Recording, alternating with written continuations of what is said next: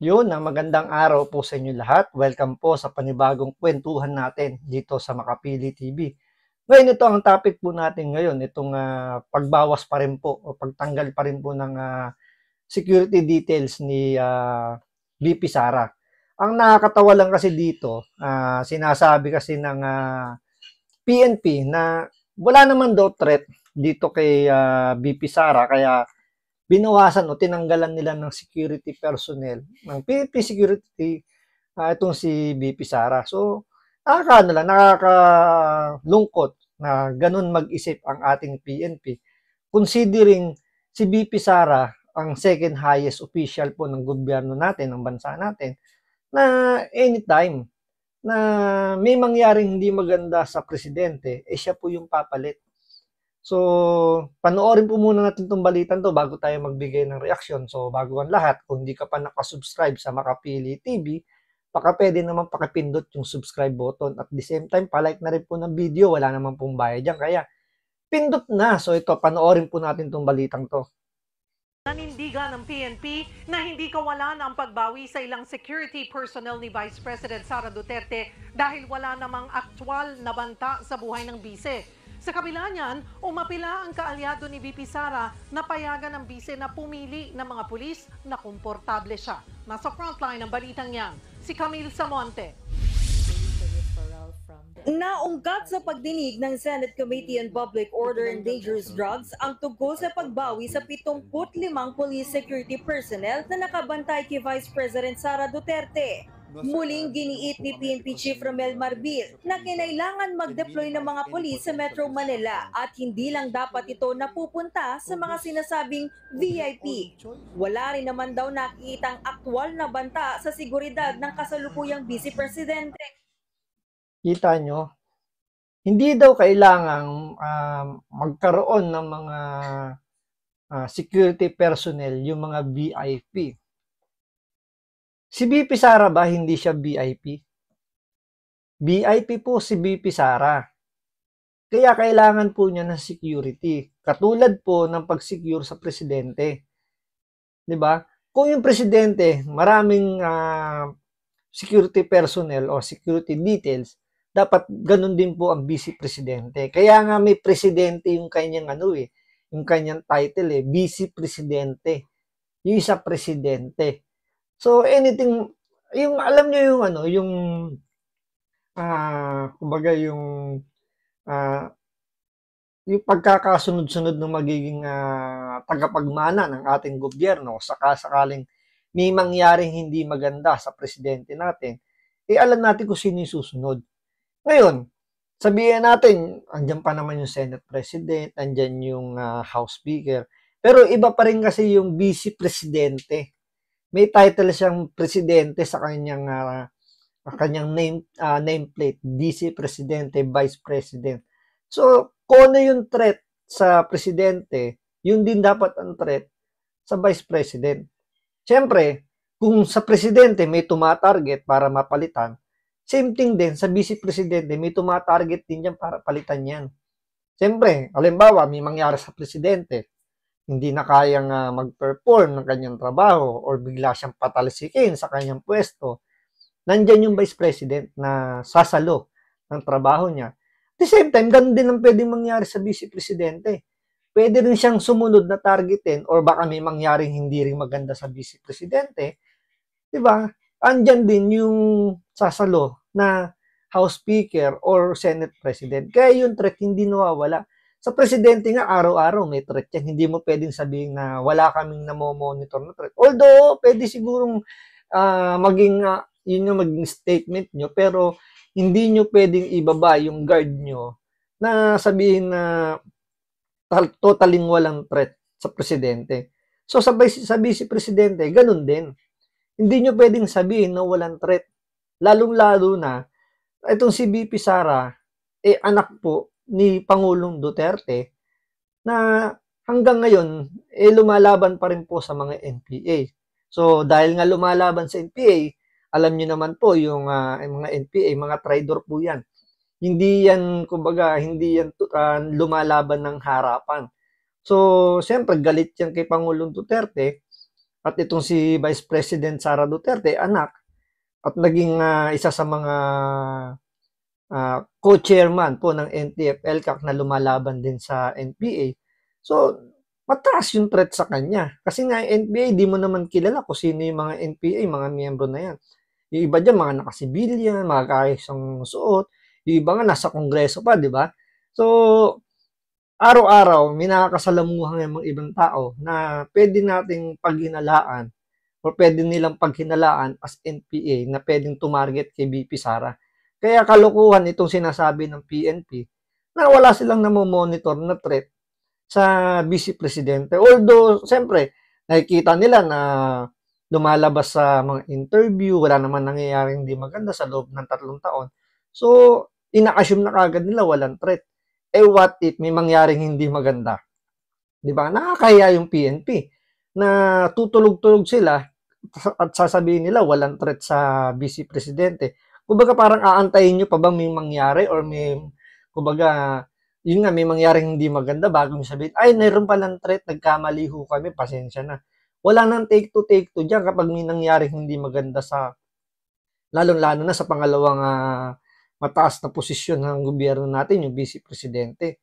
Kaya itong PNP medyo nakakadismaya kung paano nila i-handle yung mga ganyang klaseng sitwasyon, especially Vice President na yung bawasan or tanggalan nila ng security details na alam naman natin na na alam niyo yun na hindi basta-bastang tao, hindi basta-bastang posisyon yung hawak niya, 'di ba? Binoto ng taong bayan yan as second in command. Tapos sasabihin walang threat. Nakakalungkot.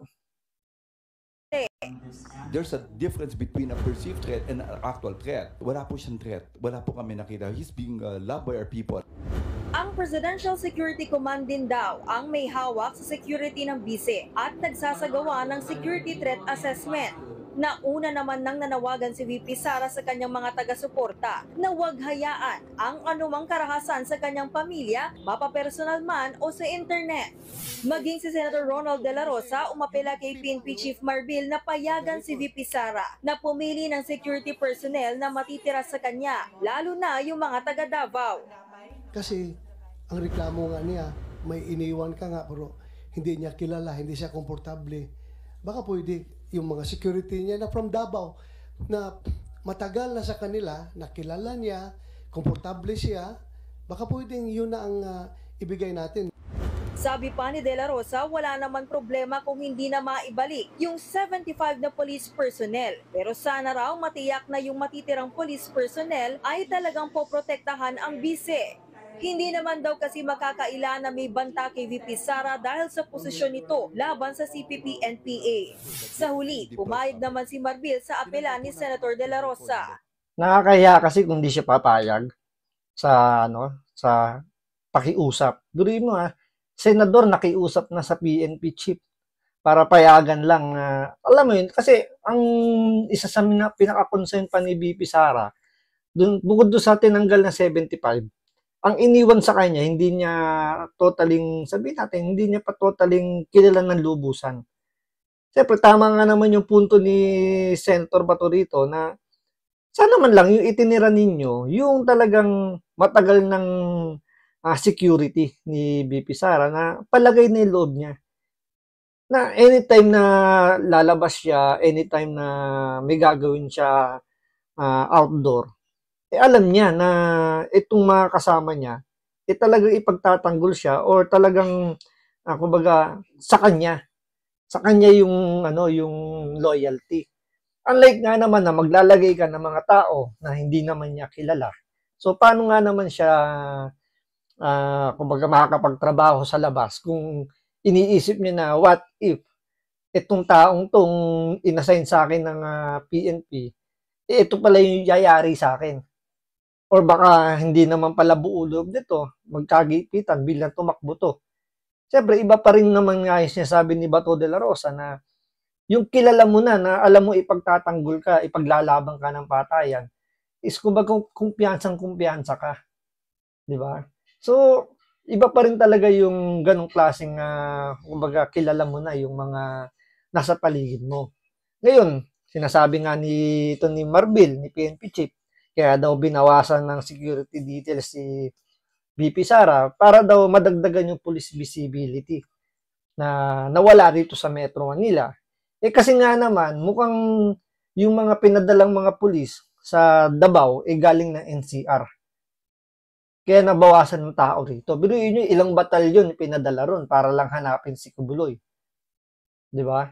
So, sabi nga rin nila, 75 yung tinanggal kay BP Sara para daw makatulong sa police visibility dito sa Metro Manila.